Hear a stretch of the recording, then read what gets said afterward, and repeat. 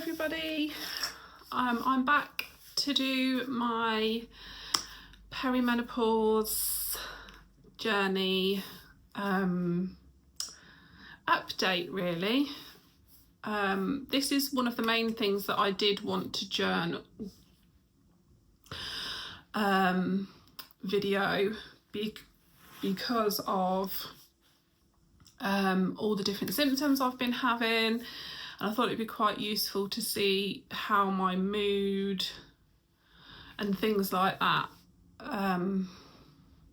go, whether they settle or on this HRT journey, you know, what happens now that I'm taking the patches. So my name's Heidi, I am 46 years old, and I started taking HRT approximately 5 months ago. Now the journey to HRT, I would say, started around 41, kind of when we went into lockdown. The first thing I noticed was that my periods were really heavy, and I'd never had problems with my periods before. You know, not even really with moods, with pain, with a heavy flow. It was pretty regular, always on time. Yeah, and I was on the contraceptive pill most of the time. Obviously I've got 2 children, so, and they are 10 years apart. So when we went into lockdown and I noticed that my periods I was struggling, they were so painful, really heavy, and I would get these migraines, massive migraines. So went back and forth to the doctors, but pretty much straight away the doctor recommended trying the Mirena coil, and one of my friends had recently had the coil fitted, and she said she wasn't getting on too badly with it, and she had similar sort of symptoms. So I said, okay then, let's give it a go. So I had that fitted. Now that, when I very first had it fitted, I'd say about 2 to 3 months in, I was thinking, no, I don't want this, because I'd started getting acne.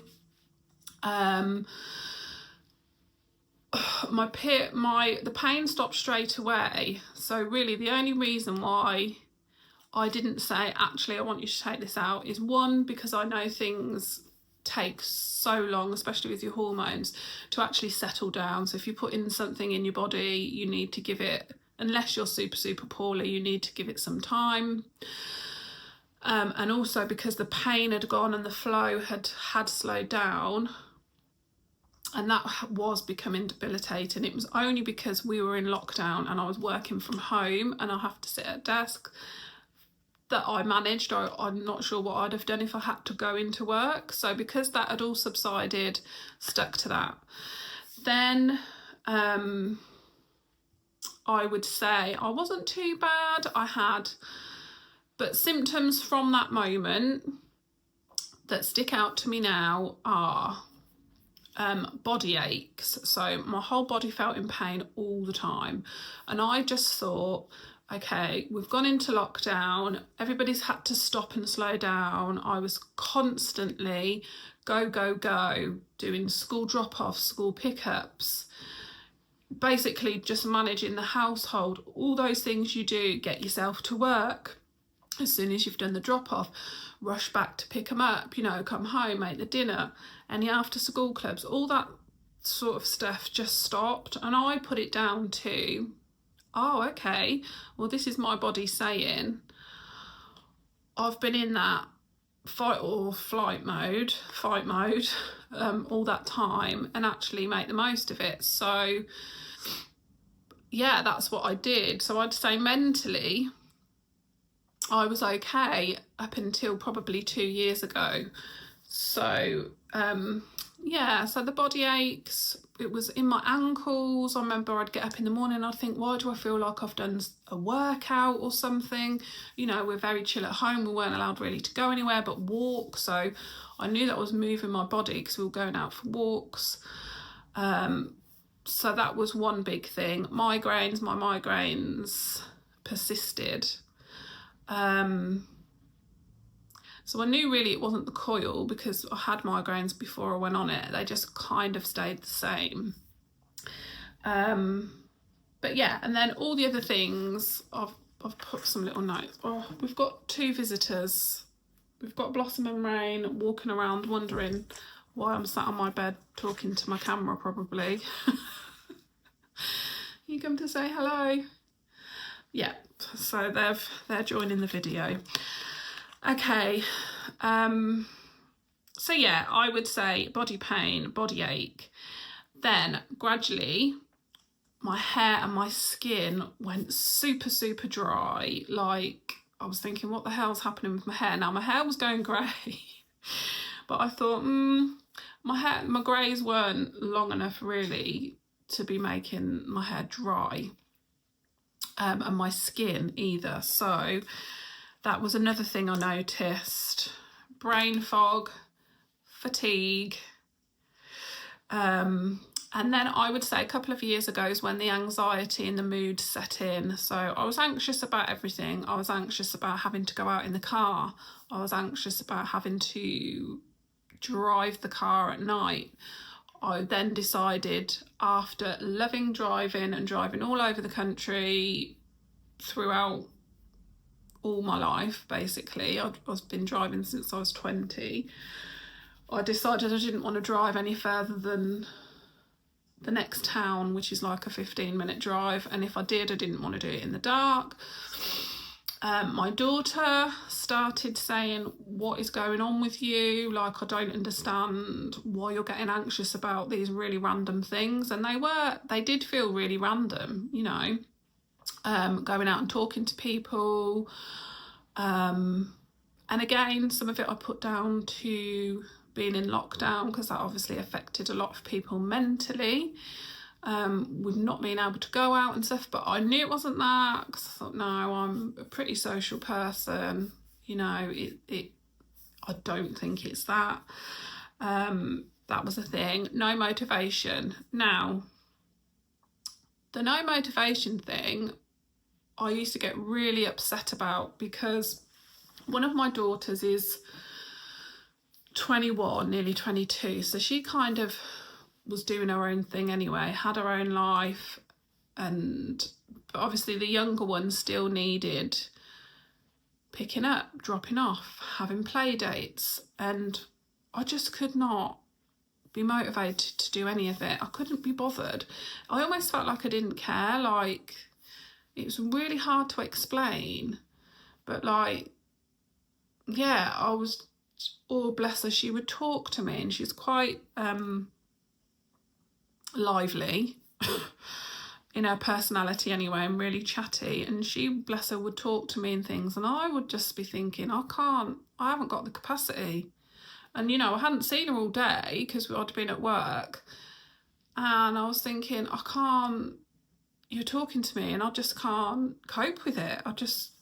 So yeah, there was lots of things mentally, I think, that slowly sort of kept happening, and I feel like I'm quite a self-aware person, so I knew there's something going on here. You know, I know that it could maybe be depression, but I was thinking it feels a little bit deeper than that.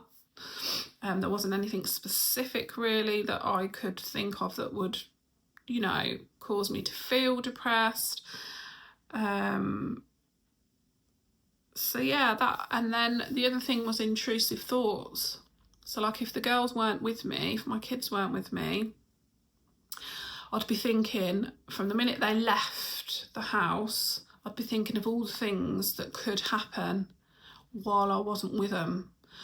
And also what I used to do is think of all the things that would happen to me, like bad things, and then what would they do without me? And that really did scare me. And at that point is when I did, you know, go to the doctors and start talking about hormones. I had blood tests, I had brain scan for my migraines. I think I've mentioned that in a previous video. What else did we do?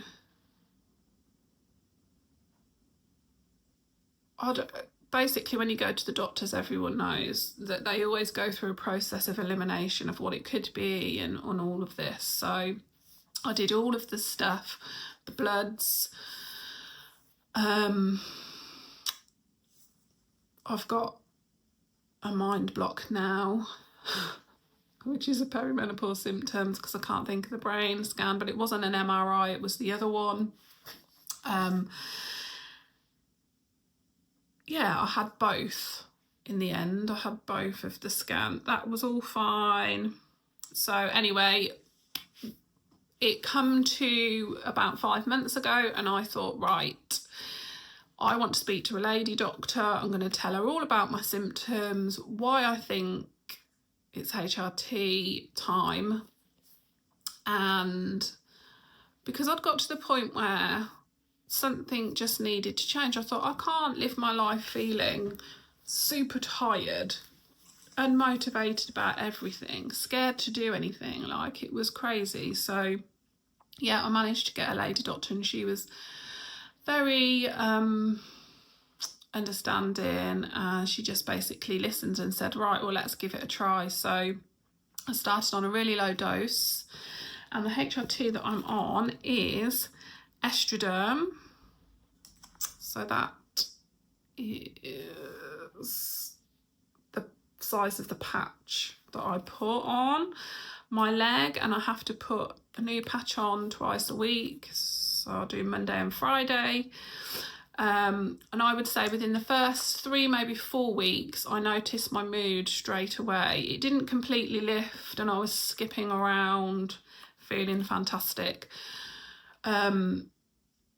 But it was so much better. And then the motivation come back. So like, now I feel motivated most of the time, not all the time, but I can be bothered. I can listen to my child when she's yabbering and she makes me laugh, and it does, you know, I don't feel tired about that, so that's good. I would say one thing that I introduced before HRT, again, I've said in another video, but I reduced my coffee intake to try and help my headaches. So I try and only have 2 cups of coffee a day in the morning. Drink lots more water. My diet, I only really eat chicken and fish. You know, try and have a balanced diet, but again, I'm nowhere near perfect. But I am very conscious of it, which I think is one of the best things you can be, is conscious. And then try and reduce the sugar and chocolate, which has been really hard because I love biscuits, I love chocolate, all of those things. But again, I would say that I don't have anything past 9, try nothing past 8, but it depends if it's a weekend or not, I suppose. But that seems to be helping. I also take magnesium, the 3 different magnesiums, which I get from Better Vits, which is on Amazon. Now, obviously, I'm only showing you these to show you my journey. I'm not recommending anything. I'm just saying this is what I take. So I take these magnesium, which have zinc and vitamin D. Now, the reason I got these is because before I left the bank, I had like a full MOT, if you like, through the private health care. And again, made sure that I had a lady doctor, and I talked to her about hormones and menopause, and she recommended the magnesium for my headaches and sleep. And I have to say that these really do help relax me at night and with my sleep. Another thing I would say with HRT is the body aches, and I don't know whether it's these helping as well, but I don't get the pain in my ankle. In fact, I don't get up in the morning and feel like I've run a marathon, which is just such a relief. So yeah, I take those. And then another thing I take is the Ancient and Brave coffee collagen, although at the moment I just take the actual collagen sachets, which come like this, and that's just a sachet of collagen, true collagen, and I just pour that into my coffee every morning. Now this has helped with my dry skin and my dry hair. So again, not recommending it because I'm not a doctor, but these little sachets are fantastic. They have helped my hair and they've definitely helped my skin. And then your nails and everything else. And again, if you go onto their website, I would recommend going onto their website, reading the reviews and reading what ingredients they use in their product, because they are fantastic.